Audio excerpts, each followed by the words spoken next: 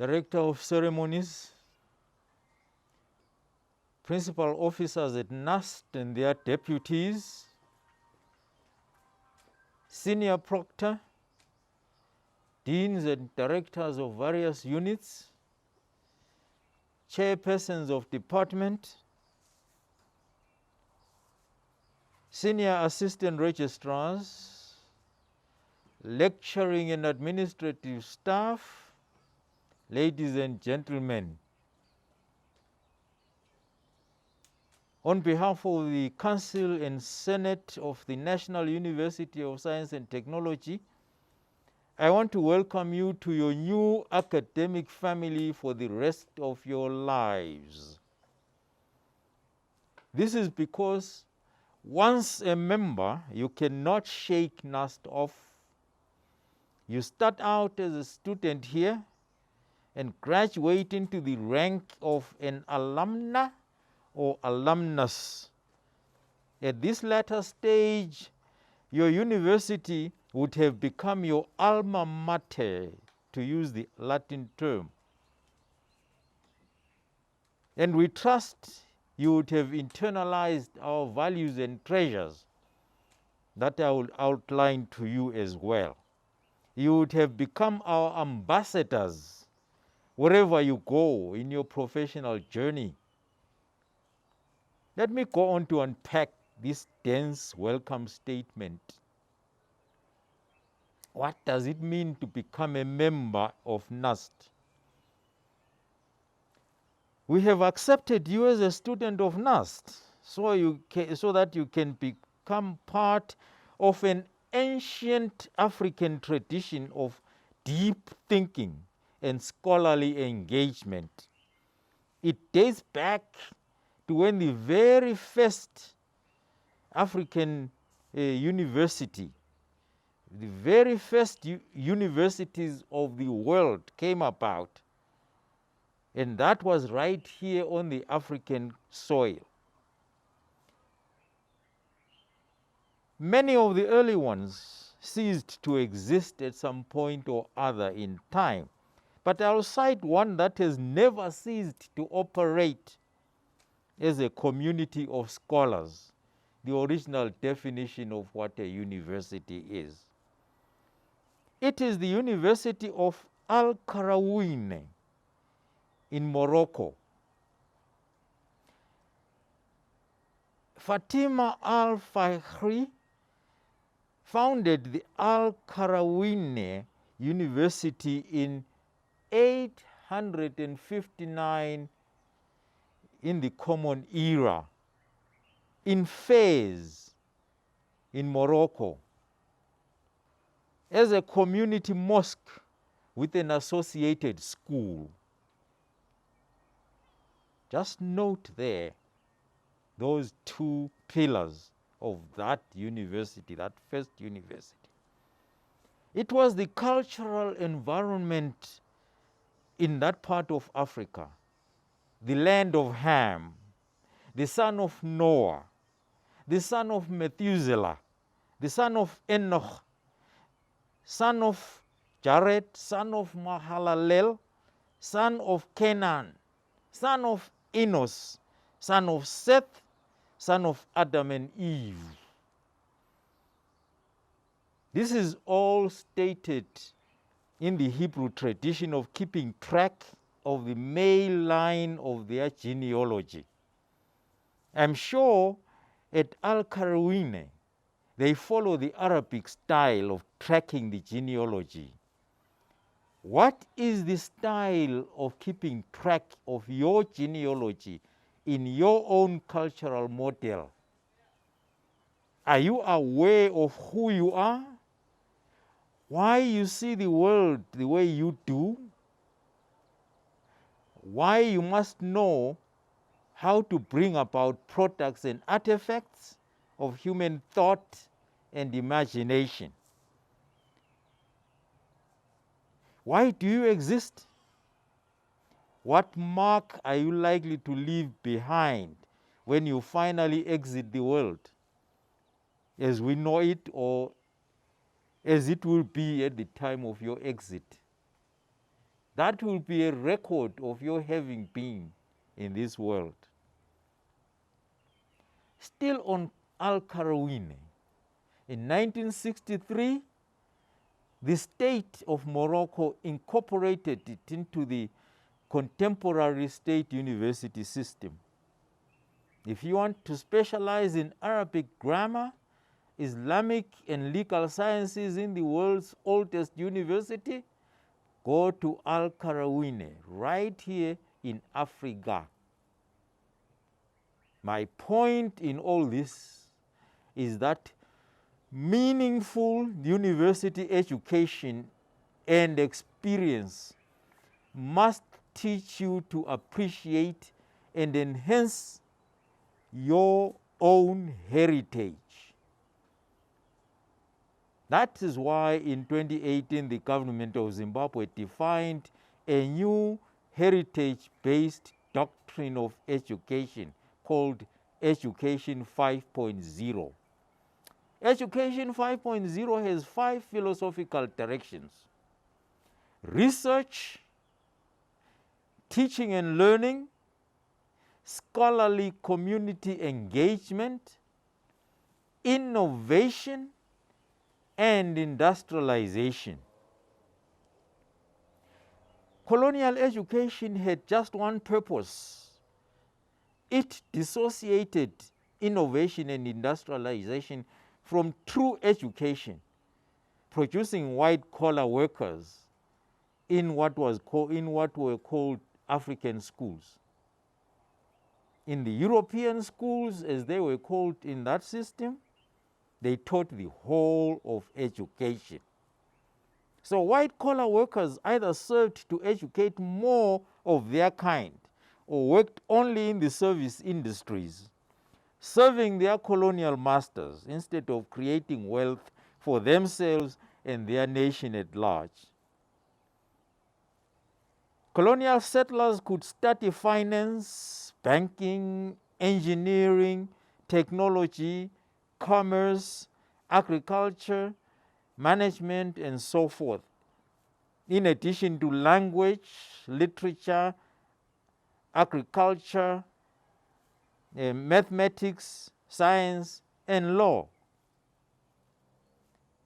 Without the true wealth creation skills, all we became good at was talking cleverly in English, if we were colonized by the English, or Portuguese, or French, or Spanish, performing clever but aimless calculations, and doing well in the offices that defined what we could do or not do. Then came Education 5.0. In Education 5.0, your knowledge of the humanities must enhance your understanding of who you are as an African prince or princess, because Africans are the dethroned royalty, by the way. What your ancestors gave to the world by defining what civilization was and creating organized societies for the very first time in the history of humanity, at a place that has become called the Tower of Babel. Yes, the king of the world at that time was King Nimrod, our ancestor.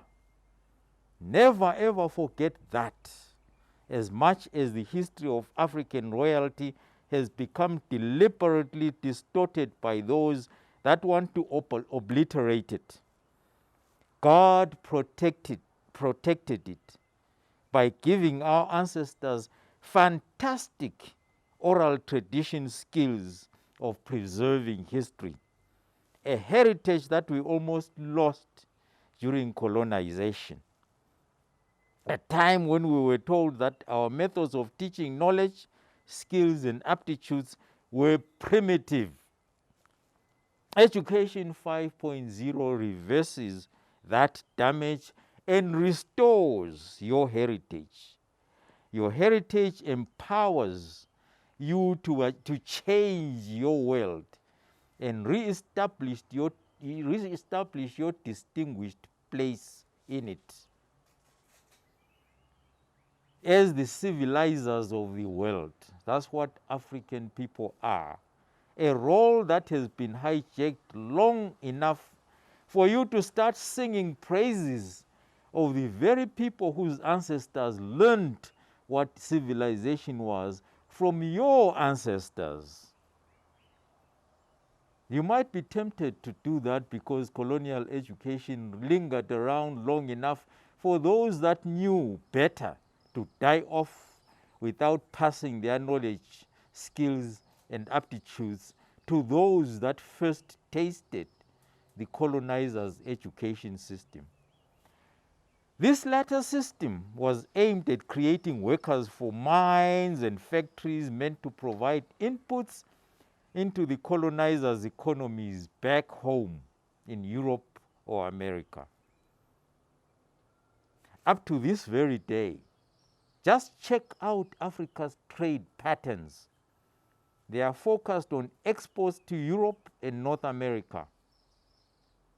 In turn, we import what has been created out of our own heritage, our minerals, and our raw materials.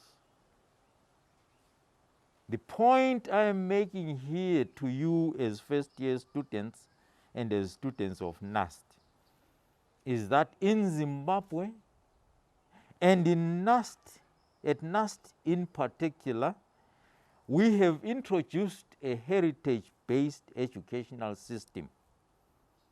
By the time you graduate, you will have had a chance to demonstrate that the primary attribute you have as an African with a K is imagination. It enhances your creativity and the consequent capacity to invent or to innovate. You and all the classes in the 2020 to 2021 academic year are the first beneficiaries of the new set of curricula. These curricula stress that the content of each degree program must be common to all those in that profession worldwide. Then 20% of the content of each program must have the distinctive values that each university stands for. What does NUST stand for? That's what you are here to learn. At NUST, our motto is think in other terms. Let me unpack that for you. When nothing else avails itself as a solution to your particular challenge in a particular situation, it's time for you to change the way you view the situation, redefine your thinking mode, brainstorm on possible solution models, evaluate each one, decide on the way forward, and boldly implement your solution. Above all, validate that your newfound solution actually addresses the original problem while minimizing undesired consequences. That motto is buttressed by our statements of value. What are our values? The first value statement is that in the delivery of value to our clients, you included in particular, we pursue academic excellence with integrity, honesty, and ethical behavior. Another way to state our values is we are committed to responsible research and innovation that drives commercialization and industrialization. We thrive on mutual respect, teamwork, and effective partnerships.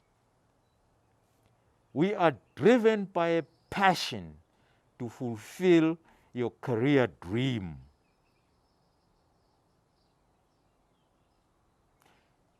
Why are we sold on these values?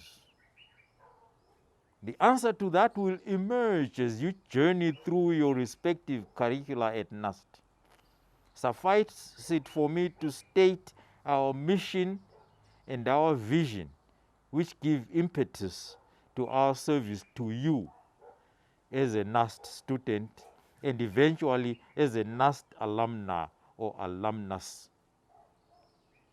Our mission, as defined in the NUST Act, is to lead in human capital development for industrial and socio-economic transformation with a bias towards science, technology, engineering, and mathematics, the so-called STEM-based solutions. The vision that undergirds all this is to be a world-class university in science, technology, innovation, entrepreneurship, and business development, spearheading industrialization locally and abroad. So with those words on what to expect at NUST over the next few years, I would like to exhort you to be proud of your common heritage as Zimbabweans and our fellow Africans from other African countries. Zimbabweans are known for their love for education, for their adherence to the very highest standards in whatever they do, their diligence and their passionate pursuit of excellence. We have now introduced the difference that is an emphasis on linking our own heritage to our education, ensuring that our education results in wealth creation for ourselves, not somebody out there that we have no common tradition or heritage with. It will be an indication that we have succeeded when each one of you will have started some serious business before you graduate. Even in your first year, we have an entire division of innovation and business development to support such an initiative. So we hope that inspires you and helps you to understand that you made the right choice by choosing to become a NUST student. So again, welcome to NUST. Welcome to the university that is going to change your life forever. Thank you.